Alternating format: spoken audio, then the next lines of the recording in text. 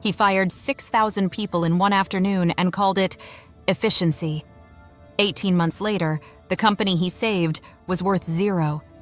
They called him Chainsaw Al, and Wall Street loved him for it. Every time he cut jobs, the stock went up, but nobody was checking what he was cutting to make the numbers work. Al Dunlap didn't start at Sunbeam. He built his reputation years earlier at Scott Paper, where he slashed the workforce by a third, sold off divisions, and flipped the company for a massive premium in under 2 years. Investors called it a miracle turnaround. Employees called it something else. Dunlap didn't care. He wrote a memoir titled Mean Business, while Scott Paper workers were still finding out they'd lost their jobs by fax. In 1996, Sunbeam's board brought him in to repeat the trick. The company made grills, blankets, and small appliances.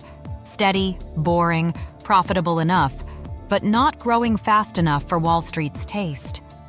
Dunlap promised to fix that. On his first day, Sunbeam's stock jumped nearly 60% purely on his reputation. He hadn't done anything yet.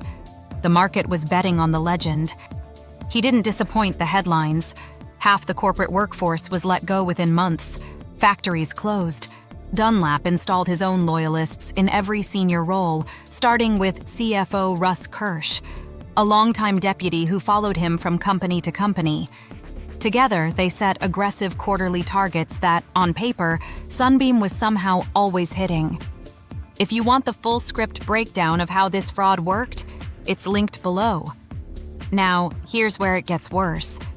Because Sunbeam wasn't actually selling more grills and blankets, it was shipping them to retailers who hadn't ordered them yet, sometimes months before the products were even needed, and booking the revenue immediately as if the sale was final.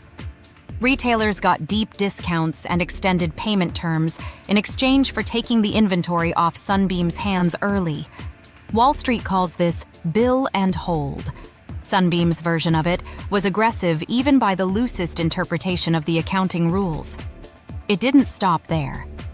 Executives also used something called cookie jar reserves, setting aside inflated restructuring charges in one quarter, then quietly releasing small amounts of that reserve back into future quarters to manufacture smooth, steady earnings growth that looked far more consistent than the real business ever was. For a while, it worked exactly as intended. Sunbeam's stock doubled. Dunlap appeared on magazine covers as the gold standard of corporate turnarounds. Business schools studied his methods. Nobody outside the company was asking where the growth was actually coming from. Then, in mid-1997, a financial analyst named Albert Meyer started running the numbers himself. Not trusting the press releases, just the underlying filings. He noticed something that didn't add up. Sunbeam's earnings were rising, but its cash flow wasn't. Companies that are genuinely growing generate more cash. Sunbeam wasn't. Meyer flagged it publicly. Almost nobody listened at first. But the question didn't go away. Short sellers picked it up. Financial journalists started digging. And the deeper anyone looked, the less the numbers made sense. By early 1998, journalists and short sellers were digging through Sunbeam's filings line by line. What they found wasn't a single mistake. It was a pattern going back years. Barbecue grills sold at deep discounts months before they were needed, just to hit a quarter's numbers. Returns quietly buried in accounting categories that made them disappear from the books entirely. Warehouses so full of unsold inventory that some retailers had nowhere left to put it. Sunbeam's own auditor, Arthur Andersen, the same firm that would later collapse alongside Enron, had signed off on all of it. The board that once worshipped Dunlap for the stock price now had to explain why they'd missed all of it. Internally, employees who raised concerns were dismissed or pushed out. Dunlap's management style relied on fear. Screaming matches in meetings were common, and several executives later testified they were afraid to challenge the numbers he demanded. If you want the full breakdown of exactly how bill and hold schemes like this get built, it's in the link below. And here's how it finally came apart. In June 1998, Sunbeam's board fired Al Dunlap. The stock, which had doubled under his leadership, collapsed by more than 50% in a single day, erasing over $1 billion in shareholder value before lunch. An internal investigation, conducted by Sunbeam's own new management, confirmed what analysts had suspected. The company had been reporting fictional growth for over a year. Sunbeam restated its earnings.